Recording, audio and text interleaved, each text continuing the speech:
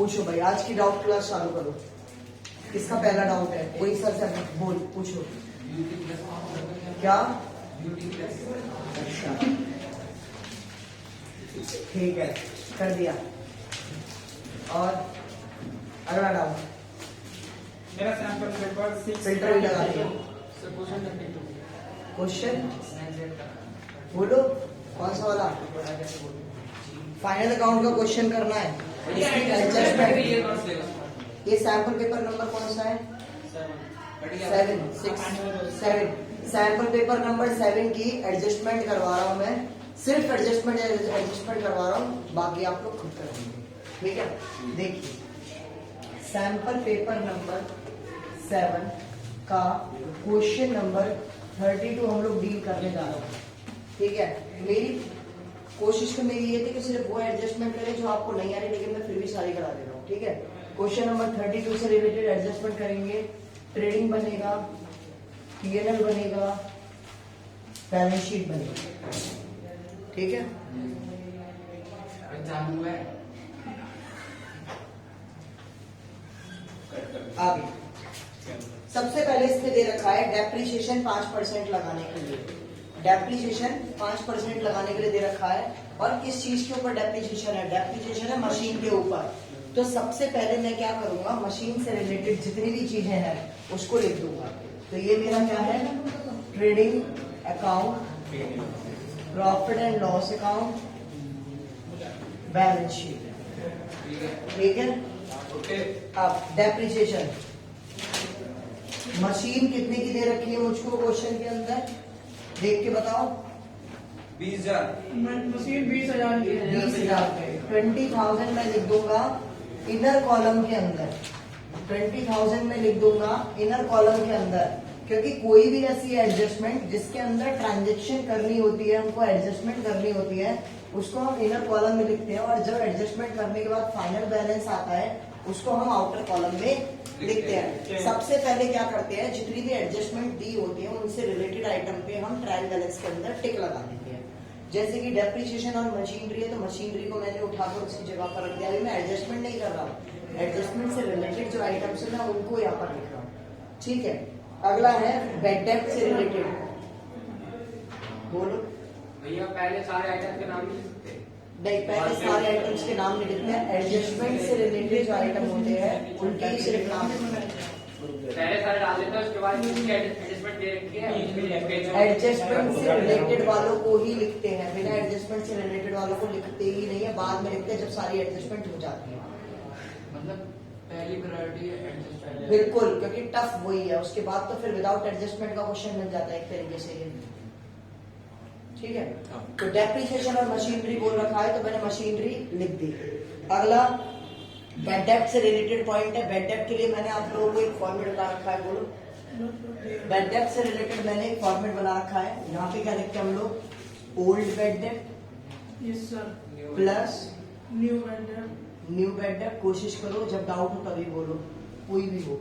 ठीक है, old bad डेब्ट प्लस न्यू बैड डेब्ट plus new provision for doubtful debts. ठीक है, इसके नीचे डेटर, इसके नीचे डेटर। और ये जो दोनों चीजें थी, ये दोनों यहां पर क्या हो जाती हैं? सबट्रैक्ट हो जाती है। न्यू बैड डेब्ट, ठीक है, minus new provision for doubtful debts. जब new provision for doubtful debts यहां पे है तो old provision for doubtful debts कहां आएगा? यहां पे। ये मैंने डेप्रिसिएशन से रिलेटेड आइटम लिख दिए। अब जो ट्रायल बैलेंस के अंदर इससे रिलेटेड आइटम है मैं उनको उठाऊंगा। ट्रायल बैलेंस से रिलेटेड इसके अंदर कौन कौन है? डेटर है। डेटर कितने का है? 50,000 का। ठीक है, अगला तो भी बैड डेब्ट दे रखा है। जो ट्रायल बैलेंस के अंदर होते हैं वो होते हैं ओल्ड बैड डेब्ट। तो बैड डेब्ट कितना दे रखा है मुझे? 3500। यहां लिख दिया मैंने। क्या प्रोविजन भी दे रखा है? हाँ, क्रेडिट साइड में प्रोविजन आपको मिलेगी। तो क्रेडिट साइड में प्रोविजन कितना दे रखा है? 4500। तो ओल्ड प्रोविजन कितना है? 4500। ये मैंने ट्रायल बैलेंस से रिलेटेड चीजें उठा ली। अभी मैंने एडजस्टमेंट मैंने किसी की भी पास नहीं करी है, और वैसे भी एडजस्टमेंट ये दो थी जो कि मैंने अभी तक टच नहीं करी है, और ये दो जगह जाती है एडजस्टमेंट जिनको मैंने अभी तक टच नहीं करा है। आगे बढ़ते हैं। नेक्स्ट एडजस्टमेंट है प्रीपेड वेजेस का। पहली बार आप लोग ट्रेडिंग अकाउंट के अंदर एडजस्टमेंट पास करेंगे, क्योंकि इस बार जो प्रीपेड है वो है वेजेस के अंदर। तो यहाँ पर क्या लिखोगे, सबसे पहले वेजेस, और इसके अंदर से माइनस कर दोगे प्रीपेड वेजेस, और एडजस्टमेंट दो जगह जाती है। प्रीपेड एक्सपेंस कहाँ जाएगा, एसेट्स के अंदर, प्रीपेड वेजेस। ऐसे ही इसका डेप्रिसिएशन भी था, यहाँ पर डेप्रिसिएशन सब्ट्रैक्ट करूंगा जो भी होगा, और एक डेप्रिसिएशन यहाँ पर लिख दूंगा, डेप्रिसिएशन ऑन मशीनरी जब भी आएगा।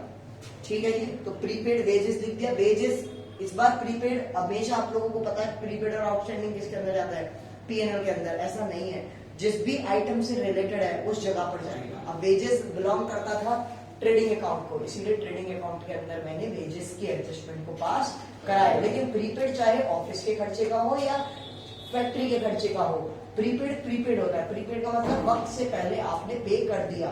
वक्त से पहले पे करने का मतलब क्या है, सर्विस लेनी बाकी है, और कोई भी चीज अगर लेनी बाकी है तो वो क्या हो जाती है, हमारी एसेट्स हो जाती है, डेटर के समान माना जाता है।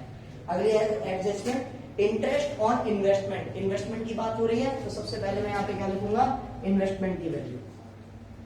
इन्वेस्टमेंट कितने की है, अच्छा इन्वेस्टमेंट डेबिट साइड में पाई जाएगी या क्रेडिट साइड में पाई जाएगी, इन्वेस्टमेंट डेबिट साइड में पाई जाएगी ट्रायल बैलेंस में, या क्रेडिट साइड में पाई जाएगी, एक बात पूछ, डेबिट साइड में पाई जाएगी, क्योंकि इन्वेस्टमेंट मेरी एसेट्स होती है। इन्वेस्टमेंट मेरी एसेट्स होती है, इसीलिए इसका बैलेंस डेबिट साइड में पाया जाएगा। पूछो सर इसमें दूसरी एडजस्टमेंट में दिया है डिस्काउंट ऑन डेटर, ये किसमें जाएगा, 5%।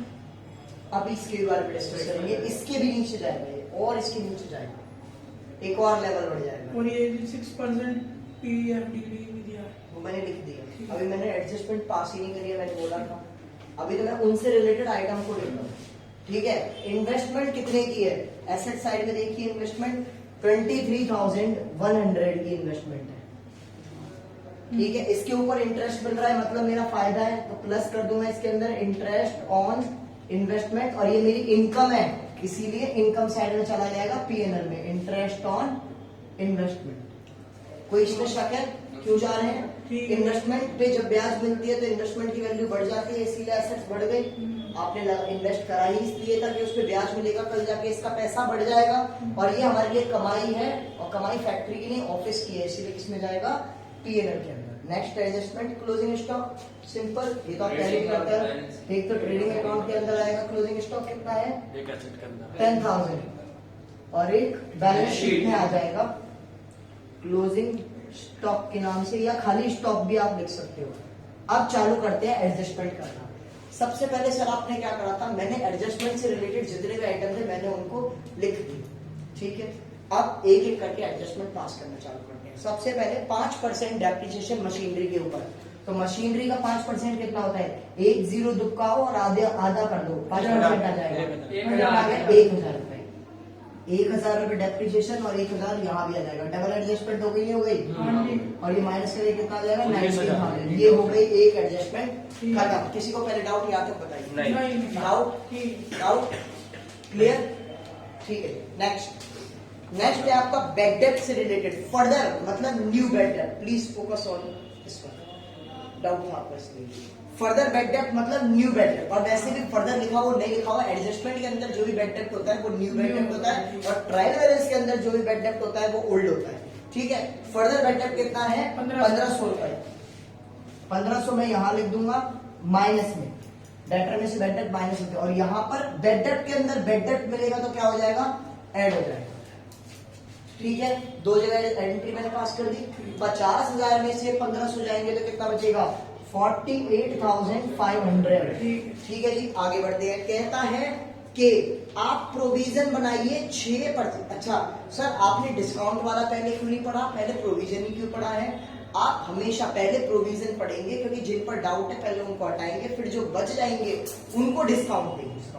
ठीक है, तो हमेशा पहले प्रोविजन होगा, पहले सबसे पहले प्रोविजन होगा, तो 6% इसका निकलेगा, इसका 6%, ये गलती हो, इसका 6% कितना हो जाएगा, 48,500। अच्छा, इसका एक फॉर्मूला भी मैं आपको लिखा सकता हूँ, वैसे फॉर्मूला नहीं है लेकिन फिर भी मैं बता सकता हूँ कैसे।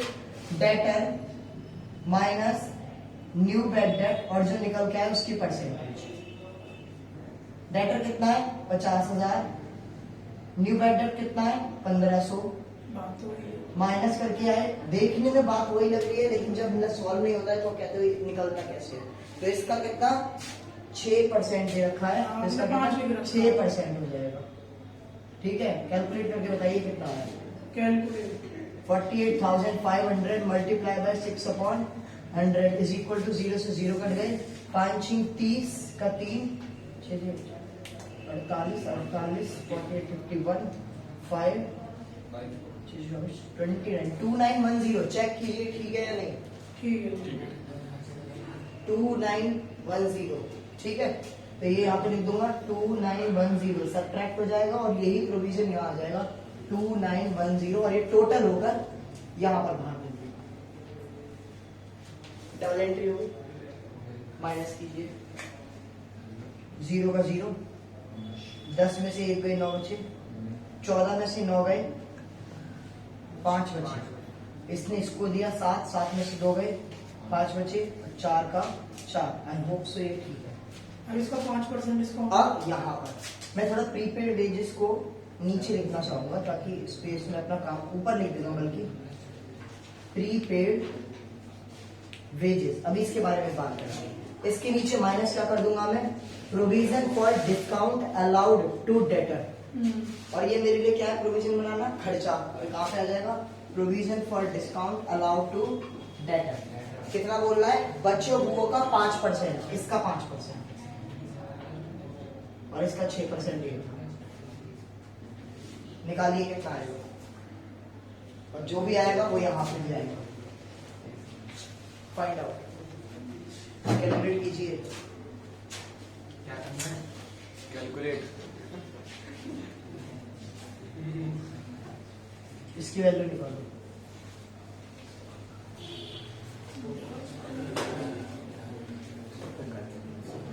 जब तक कैलकुलेट कर रहे हैं तब तक किसी को कोई डाउट है इसमें तो पूछ लो।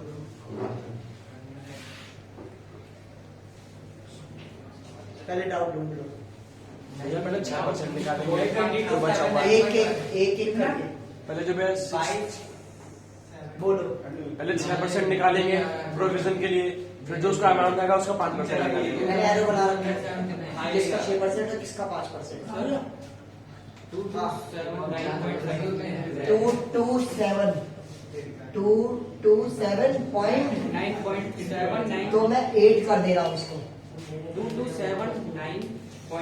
2279.5 तो इसको मैं 2280 कर दे रहा हूँ राउंड ऑफ करके। ठीक है सही। ठीक है, तो ये 2280 हो जाएगा। एडजस्टमेंट ये भी पास हो गई। माइनस करके जो भी आंसर आएगा उसको आप लोग यहाँ लिख देंगे।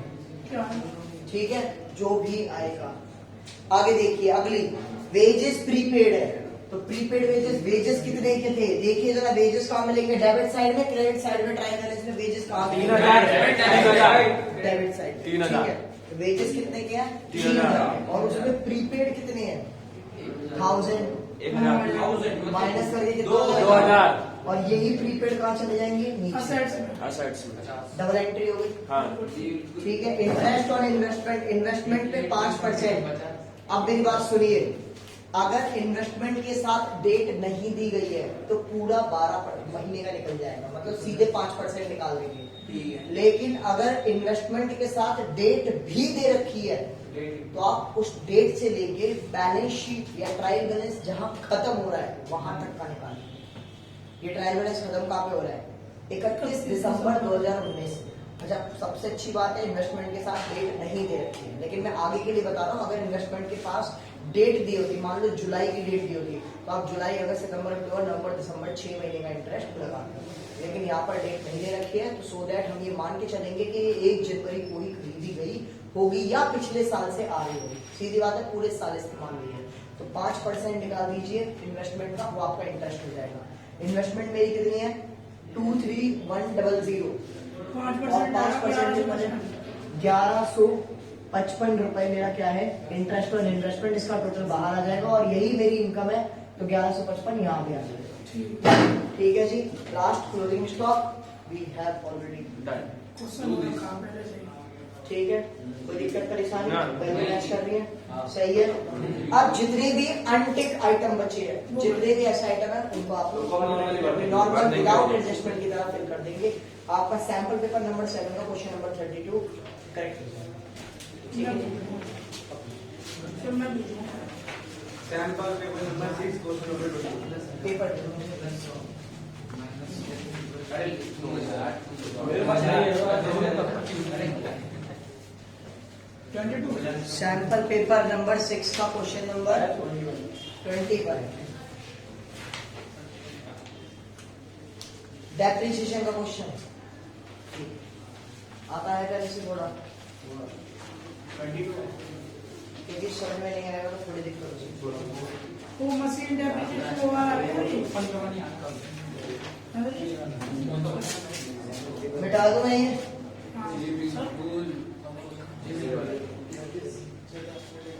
मिटा रहा हूं।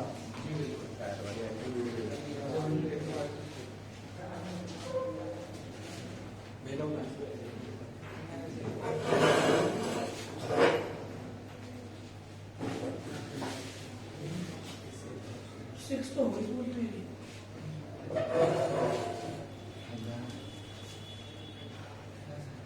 आओ जी, 21 सैंपल पेपर नंबर 6 का क्वेश्चन नंबर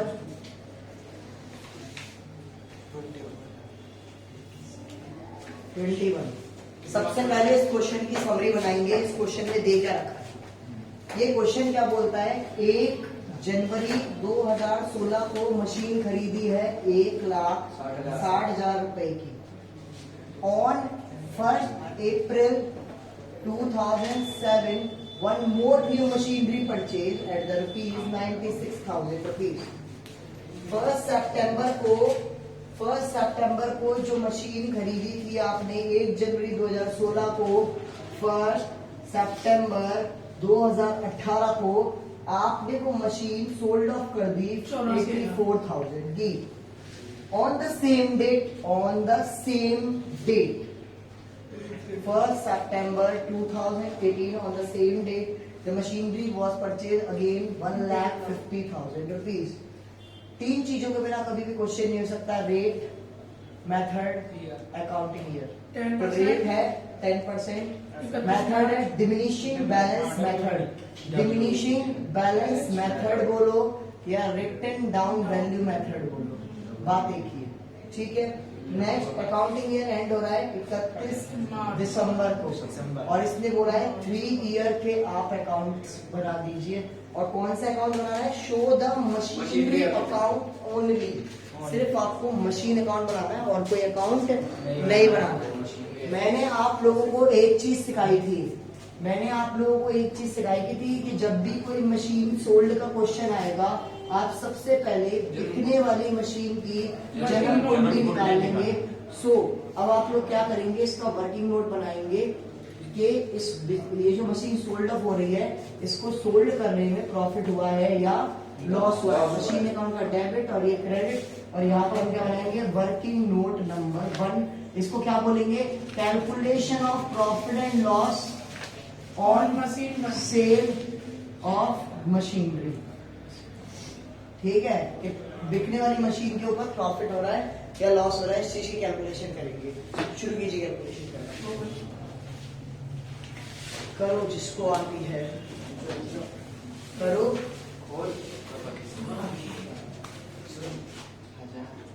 ओके, देखिए कैलकुलेशन कैसे होती है सोल्ड होने वाली मशीन की।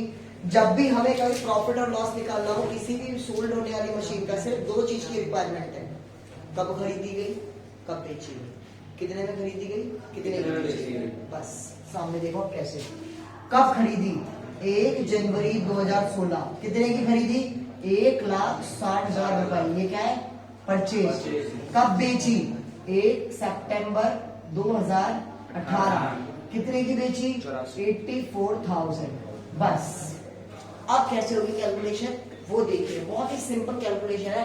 अकाउंटिंग ईयर 31 दिसंबर को एंड हो रहा है, तो सब कहीं से भी शुरू करेंगे और खत्म कहां पर करेंगे 31 दिसंबर। देखिए कैसे होती है। 1 जनवरी 2016 1,60,000 को परचेज करी। मैंने बोला शुरू कहीं से भी होगा, खत्म कहां पर होगा दिसंबर। 31 दिसंबर 2016। अलग ईयर भी तो बन सकते हैं। अलग ईयर नहीं बन 1 सकता, अप्रैल। वो फाइनेंशियल ईयर होता है और ये कैलेंडर ईयर होता है। 2 ईयर के बीच में डिफरेंस देख लो।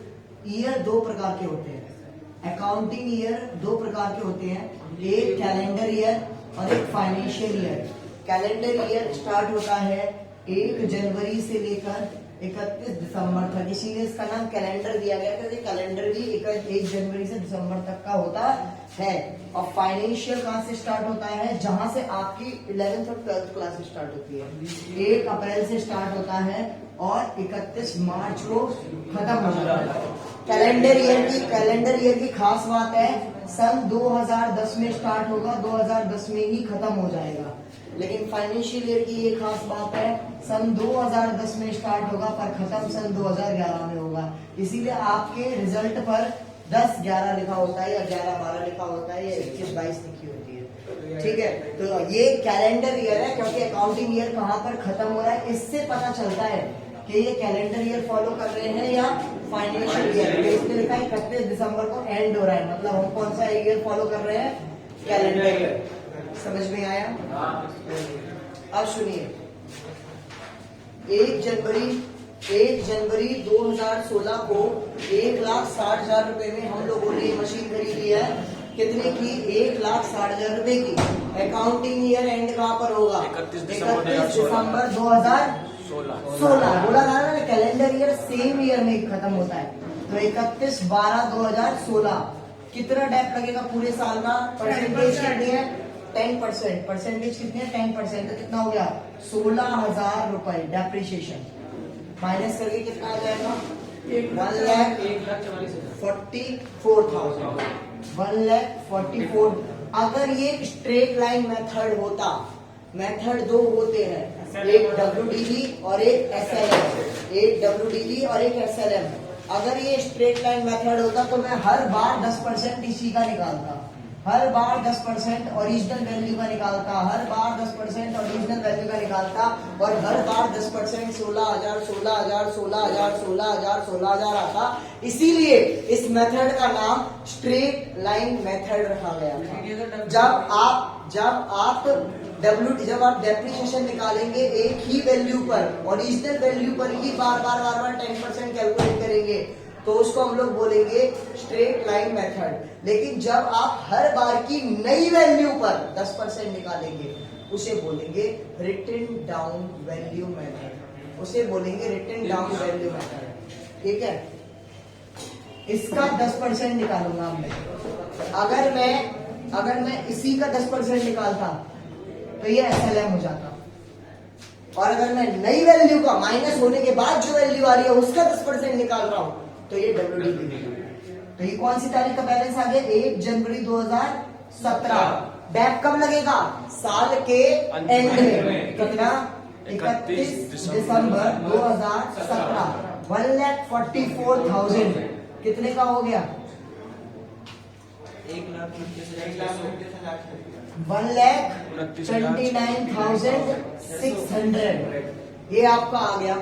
ठीक है, अब ये कौन सी तारीख का बैलेंस आ गया? जस्ट इसका अगला दिन 1 जनवरी 2018। एक रात का ही तो अंतर है, 31/12 और 1/1 में एक रात का अंतर है।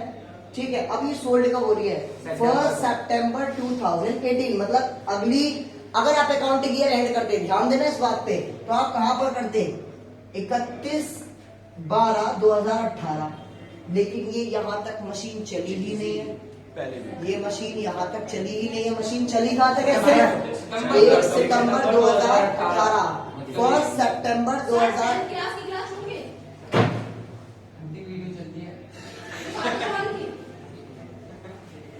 2018 को अकाउंटिंग ईयर एंड होना चाहिए, पर अकाउंटिंग ईयर 31/12/2018 तक पहुंच ही नहीं पाई मशीन तो पहले ही सोल्ड हो गई। कहां पे? 1 सितंबर 2018 को। अब एक और गलती, कहाँ 31 जुलाई है? लिख दो ना, और क्या नेक्स्ट लिखोगे? जुलाई बेटे क्या हो गया है, दिमाग में दिक्कत आ गई है क्या आपके? सितंबर का जुलाई से कनेक्शन कहाँ है, मुझे आप ये बता दीजिए। और सितंबर से पहले अगस्त आता है, जुलाई नहीं आता है। जनवरी फरवरी बच्चे याद करके आना। आइए कैलकुलेट कीजिए। जनवरी 9720। मैंने पूछा जनवरी फरवरी मार्च अप्रैल मई जून जुलाई अगस्त सितंबर, बस यही गलती कर जाओगे। सितंबर जिसने गिन दिया वो गलती कर जाएगा। पूछो क्यों? सितंबर अभी शुरू हुआ है, तो शुरू हुए का कंसीडर नहीं करते। आपने मेरे यहाँ पर ट्यूशन लगाई और आपका 1 मार्च को पेपर है, तो क्या मैं आपको 1 मार्च होते ही ये कहूंगा मार्च की फीस दे दो? आपका अकाउंट का पेपर हो गया 1 मार्च को, आप क्या बोलेंगे कि ये तो एक ही दिन हुआ है ना, पूरा महीना अगर मैं पढ़ लेता 31 मार्च तक अगर मैं पढ़ता तो फिर मैं मार्च की फीस देता। जब भी कभी 1 तारीख आ जाए और मंथ आ जाए उस मंथ को मत कंसीडर। वैसे तो लॉजिकल है पर रट्टा बता रहा हूं, अगर 1 तारीख के साथ मंथ हो तो उस मंथ को मत गिनना। जब तक 31 तारीख ना आ जाए तब तक उसे कैलकुलेट मत करना। तो फिर से गिनेंगे आप, जनवरी फरवरी मार्च अप्रैल मई जून जुलाई अगस्त, ओनली अगस्त। 8 महीने मशीन चली है, सिर्फ 8 महीने। तो इसका डेप्रिसिएशन कैसे निकालेंगे वो देखिए, मैं यहाँ पे करके दिखा रहा हूँ वर्किंग नोट में। 1,29,600 का 10% मल्टीप्लाई बाय 12 में से, फ्रैक्शन सिखाया था मैडम ने, टोटल 12 में से 8 महीने मशीन चली है। जितने महीने चली उतना ऊपर लिख दो। 2 महीने चली 2/12, 3 महीने चली 3/12, 6 महीने चली 6/12, 12 महीने चली 12/12, कट के 1, इसीलिए नहीं लिखते अगर पूरे 12 महीने चलती है। 10 महीने चली 10/12। प्लीज कैलकुलेट कीजिए कितना है। 8,640 रुपए डेप्रिसिएशन आएगा। 1,29,600 का 10%, 8 महीने का 8,640 आएगा, जिसको कि मैं यहाँ पे क्या करूंगा, माइनस करूंगा। 8,640 रुपए सब्ट्रैक्ट करके कितना आया? 1,20,960 रुपए। कौन सी तारीख का बैलेंस है? ये है 1 सितंबर 2018 का। मुझे यही जानना था कि सेल होने वाली डेट तक मेरी मशीन की कीमत कितनी आ गई है और मैंने बेचा कितने में है, इससे कंपैरिजन करना है। अब मैंने सेल कितने में करी है, मैं कंपेयर करूंगा इस वैल्यू को। आज ही के दिन मेरी मशीन कितने की है? 1,20,960 की। और आज ही के दिन मैंने ये मशीन कितने की बेच दी? 84,000 की। मुझे प्रॉफिट हो गया या लॉस हो गया? लॉस हो गया। कितने का? 36,960। 36,960 रुपए का मुझे लॉस हो गया। इसे बोलते हैं loss on sale of machinery. और ये डेट हम नहीं लेंगे क्योंकि मशीन उससे पहले ही बिक गई। आई होप आपको ये प्रॉफिट और loss on sale of machinery की कैलकुलेशन समझ में आ गई। जब भी कभी क्वेश्चन आएगा इसी तरीके से करना। अब ये क्वेश्चन आप आगे करो या मत करो, आपको 8 में से 2 नंबर मिल जाएंगे। ठीक है बॉस। अब वैसे इस क्वेश्चन में कुछ रखा नहीं है, सिंपल तरीके से क्वेश्चन चलता रहेगा, नॉर्मल तरीके से। ठीक है, कैसे चलेगा? थोड़ा जल्दी जल्दी कर लेते हैं। कैसे वो देखिए, 1/1/2016 को नई मशीन आई। कितने की आई? 1,60,000 की। डेप्रिसिएशन लगेगा कब? 31/12/2016 को। डेप्रिसिएशन कितने का लगेगा? 16,000 रुपए का। अब दोनों साइड को क्या करूंगा? लेजर की तरह दोनों साइड को क्या करूंगा? बराबर करूंगा। ज्यादा कौन है? ये डेबिट साइड। 1,60,000 यहाँ भी लिखूंगा, 1,60,000 यहाँ भी लिखूंगा, जिसे आप बैलेंस अब कितना निकलेगा? मुझे 1,60,000 करने के लिए कितना कम पड़ रहा है? 1,44,000 रुपीज मेरा क्या आ गया? बैलेंस CD बैलेंसिंग फिगर से आया है, क्योंकि इन दोनों को बैलेंस करने के लिए जो फिगर लिखा जाए उसका नाम बैलेंसिंग फिगर होता है। ये हम लेजर में सीखते हैं। ये भी कौन सी तारीख का होता है? 31/12/2016। इस साल का CD तो अगले साल का DD। कितना? 1,44,000। तारीख कितनी आ जाएगी? 1 जनवरी 2017। 2017 में एक और मशीन खरीद ली गई है। 1/4/2017 को एक और मशीन खरीद ली गई है। कितने की? 96,000 की।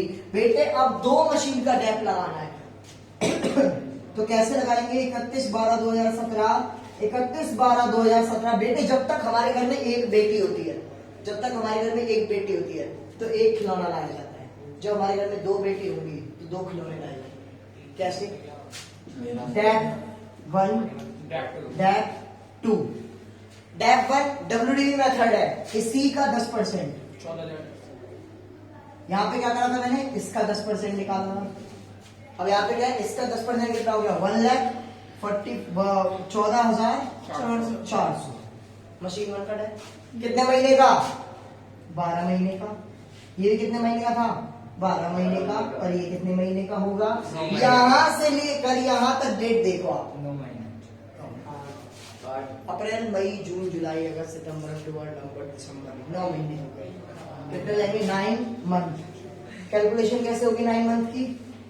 96,000 मल्टीप्लाई बाय 10% मल्टीप्लाई बाय 9/12 कितना आएगा?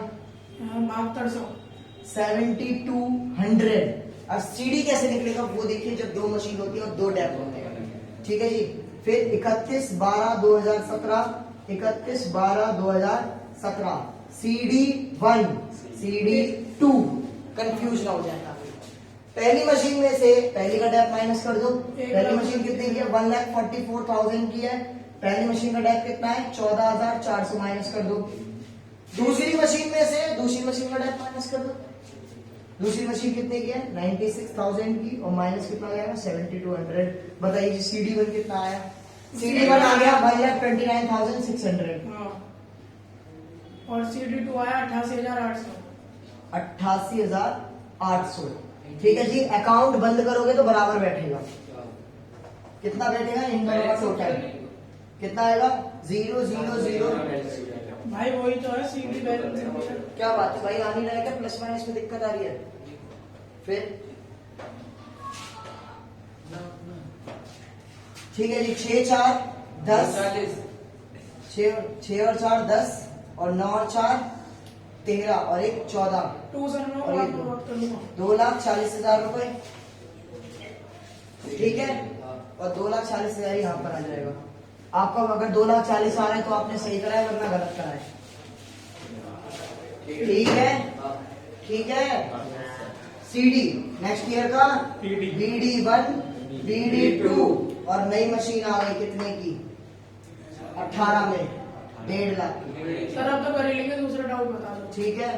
1,29,600, 88,800।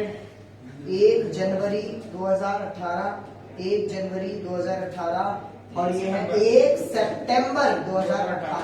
मैं बस एक चीज और कर दूं, मशीन बिकती कैसे है वो दिखा। ठीक है। इसी साल मशीन बिक गई।